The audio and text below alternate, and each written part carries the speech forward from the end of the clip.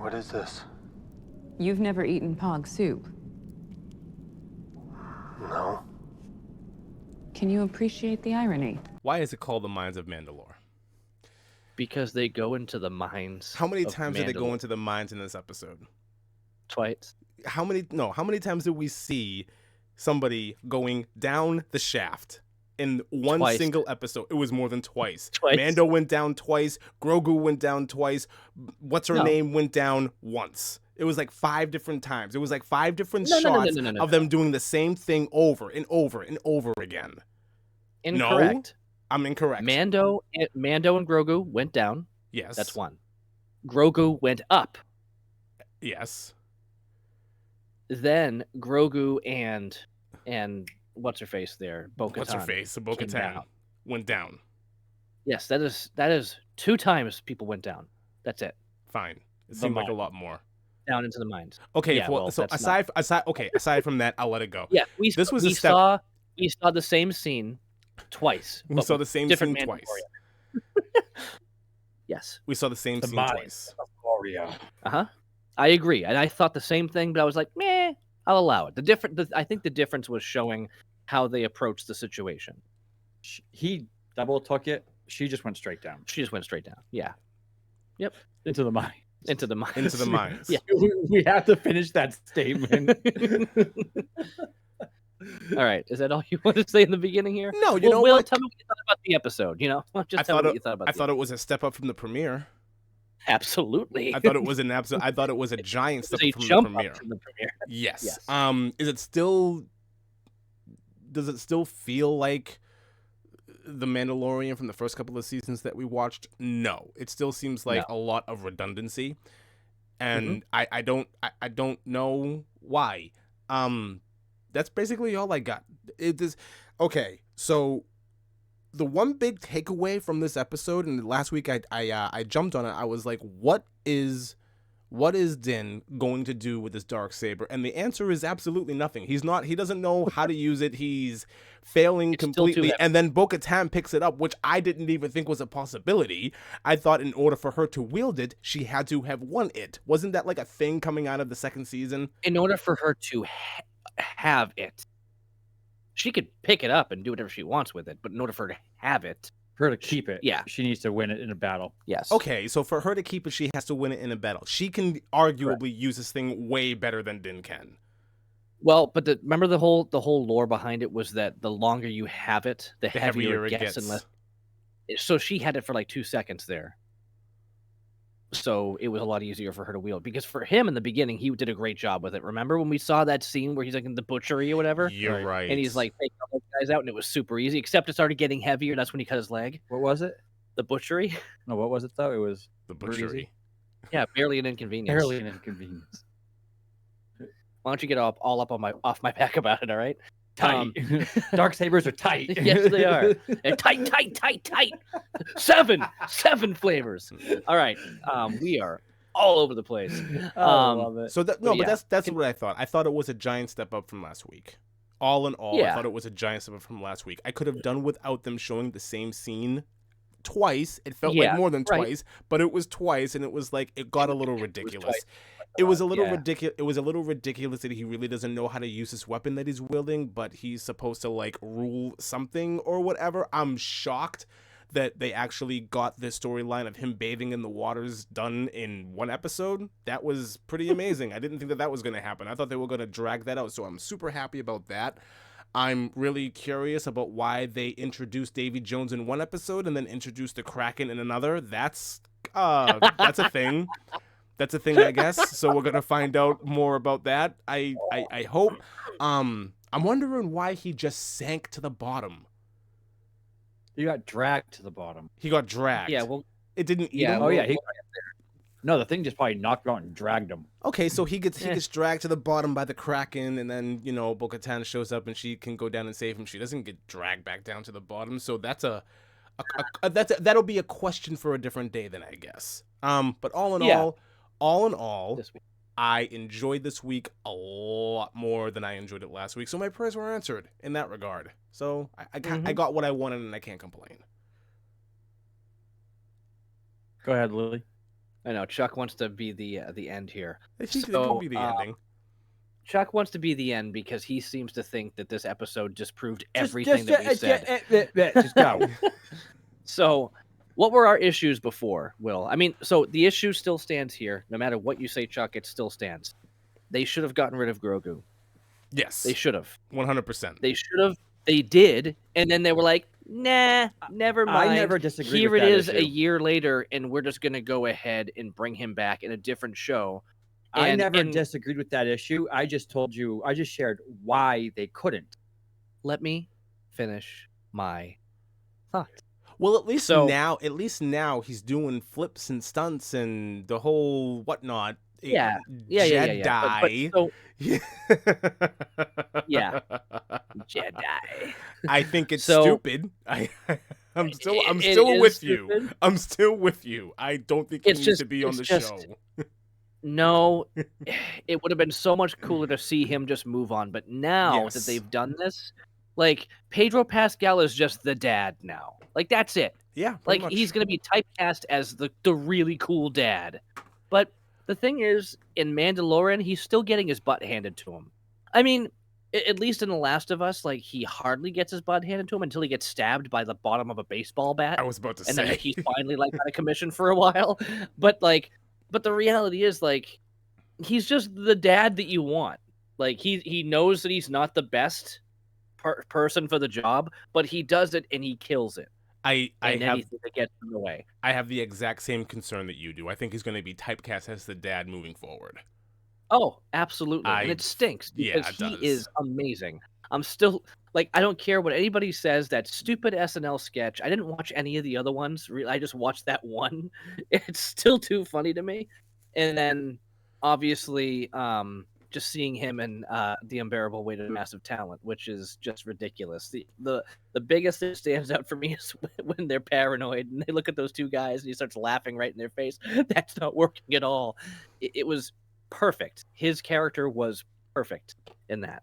So just seriously, hats off to Pedro Pascal. He can wear many different hats. I just hope he doesn't get stuck doing just this all the time. Because honestly, even watching The Last of Us, his voice is so similar. I'm like, sometimes I find it hard to separate it. Again, I never played the game. We've talked about that, but I'm finding it hard to separate these characters to a point now because he sounds the same. The way weird? His cadence. Is it weird in The Last of Us that, and I didn't pick up on it until the recent episode, and I'm not going to talk about this a whole lot when we do the episode tonight, that his southern accent kind of comes and goes a little bit. Am I the only one that notices this? Oh, I noticed it Just too. a little bit, it comes and goes. Yeah. Well, because it's a very subtle southern accent. It's always been subtle. Yeah. But every now and again it comes out a little bit more and you go, oh, he didn't say that word like that last week. It's just the fact that he's supposed to be he's supposed to be this roughneck from Texas. and he's just okay. Hey, if MCU can eradicate Wanda's completely eradicate her accent. Oh, her accent with one movie to the next. The excuse was she was in, TV shows. So of course the accent would go away. But it was still pretty much gone when we saw her in Endgame. Right.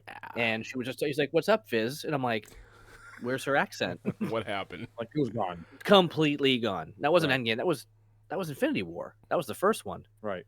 Right? Yeah. Oh man, crazy. What was some other things that we were talking about last week? We were talking about the We were talking about IG coming, like them trying to bring IG-88 back. Them didn't even need him for what they didn't even need him. What was the point in that whole storyline? Didn't even need him. It was so dumb. It was pointless. It was just to be like, hey, remember this? This was cool. Okay. We understood why he was going after it, though. It wasn't for what we thought, though. But it was still a big waste. So now he's yeah, but he didn't know. I understand. So I'll get into my partner. Okay, Chuck. Why? Go ahead. Do you want? Were you not done? Oh, go ahead. I am done. Just go. Go ahead. So the whole IG-88 part, he wasn't. We talked about. Well, you guys talked about last week that he was doing it for the memories and for all of this stuff, which makes no sense because he had no memories. So a new memory card would have no memories. But he didn't need it for the memories. He needed it because that specific droid could determine if the atmosphere that they're walking into was poisonous or not. He did not realize, like she told him in this episode, that any other droid could do that. But he was, so that's why he took R5 with him. It seems sloppy.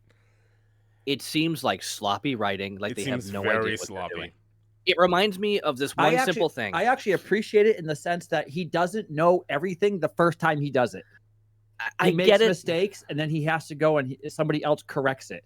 I would appreciate this a lot more if it was like 20 years removed. Like, hey, nostalgia, remember this? Like, you know, the sequel trilogy did all over the place. That's something where this fits. Like here, week to week.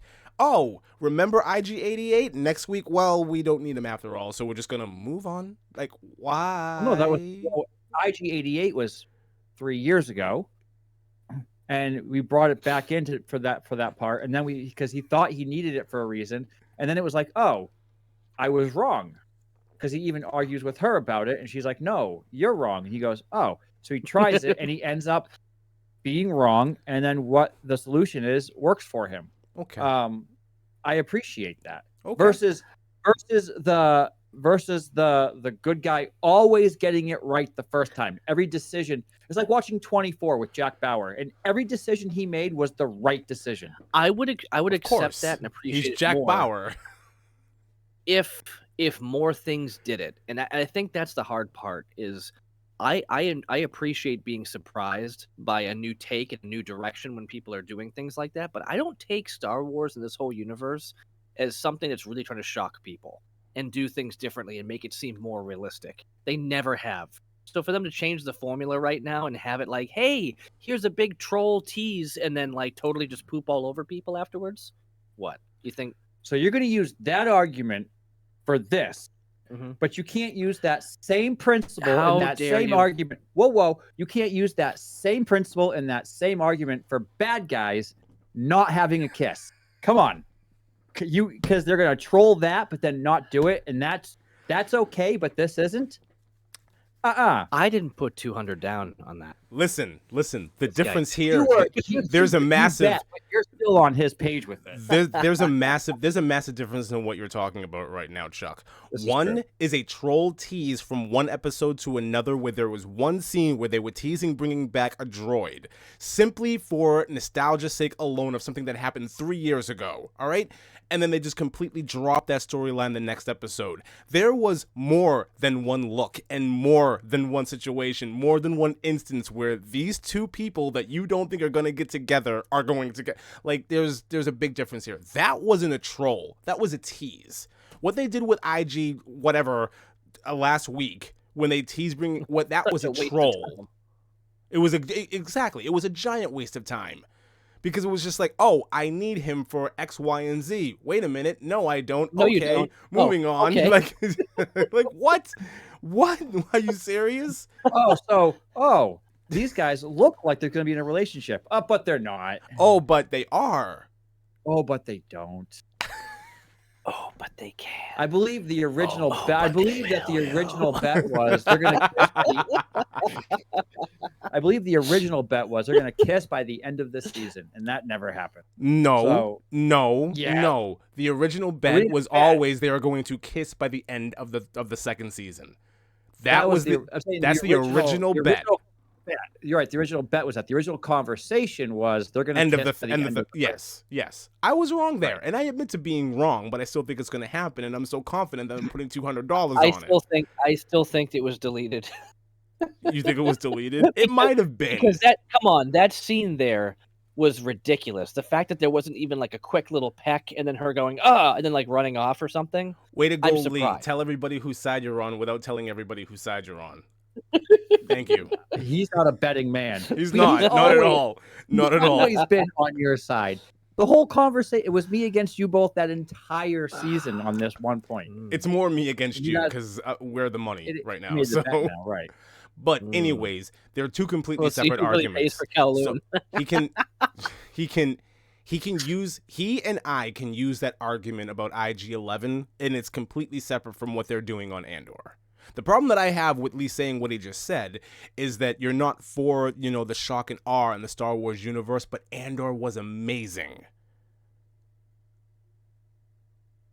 That's my problem there. Like, okay, you're not for the shock and awe. You're not for the average person or whatever like that in terms of the Mandalorian or that kind of storytelling here, but you were okay with it in Andor. That I don't understand.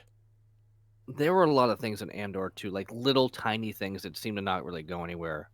I'm still wondering, like, it's funny that we got through the whole series without them once again at all bringing up his sister, that he was like, that was his mission in the beginning. And it just totally fell off the map.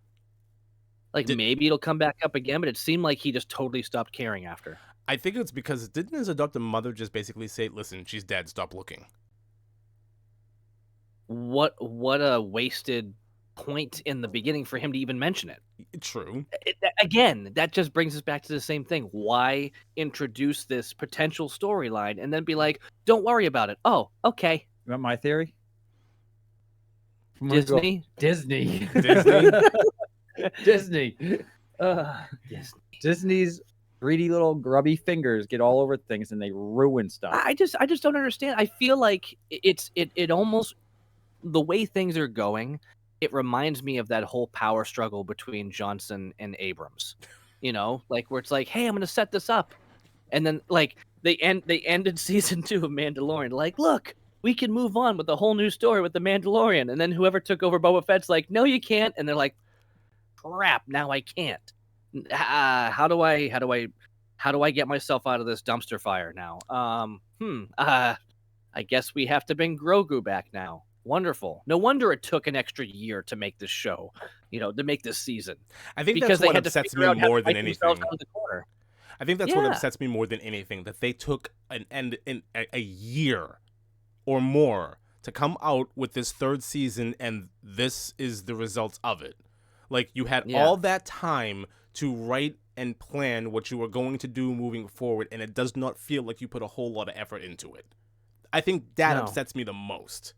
It reminds me of, like, I feel, didn't we have this conversation last week where it's just like, what's after Endgame? It's all just the side missions, and it's like nobody really knows what's going on, what the main story is. Nobody knows. So we get here this whole thing with Mandalorian, with Din, he wants to be washed in the magical waters underneath the mines of Mandalore. Okay, still don't understand why, because of everything else he's witnessed and how many times he's taken off his helmet. Like, he clearly doesn't want to live that way. He just feels like he has to. And then this episode makes it seem like he's right and Bo-Katan is wrong.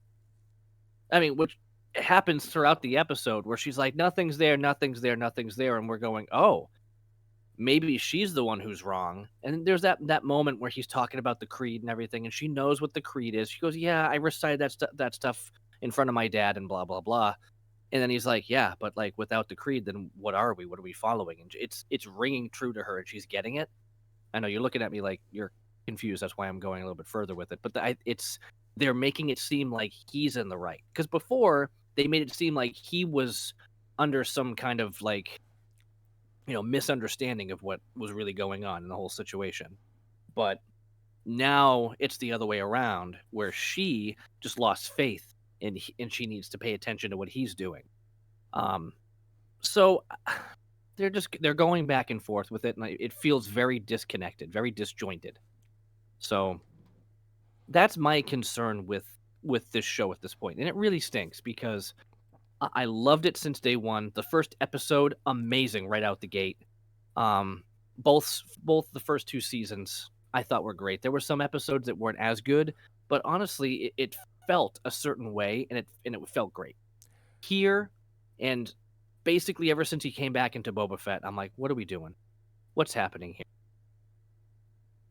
You say the reason you say the reason why he may not want to be a Mandalorian or may want to leave and may want to go off in other places is because of everything that he's seen, and maybe he's just losing his faith a little bit. I have a completely different take. I think, like you said earlier, I just think he became a dad. So now his priorities have completely changed. Now, the way to rectify this was for Grogu to go off with Luke, and that would have made more sense for him to then turn around and say, okay, I got lost a little bit. I got wrapped up in the whole dad thing. Let me pay penance, and I will move forward with my life. But now that they're introducing Grogu again, what do we expect to happen? Is he just gonna start feeling the same way all over again? Like when that moment comes along where Grogu needs to be a little emotional or needs some type of interaction or connection, or what happens if it's in day? Like what do we expect to change? I think the difference here is we don't want to confuse Mandalorians with Jedi, and Mandalorians are allowed to have connection with others, where Jedi are not supposed to have emotional attachments. So, I think that's the big difference. Isn't that what got him into trouble in the first place? What, emotional attachments? Yeah. He took his helmet off. Yes. Yeah, but now he's training Grogu how to be Mandalorian. Sure. So they're trying to shift it again.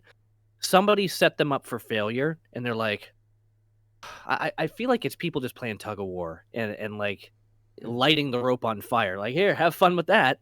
As Grogu is practicing, acrobats and telekinesis. Clearly Jedi, but he's gonna be a Mandalorian. Jedi influenced, yeah.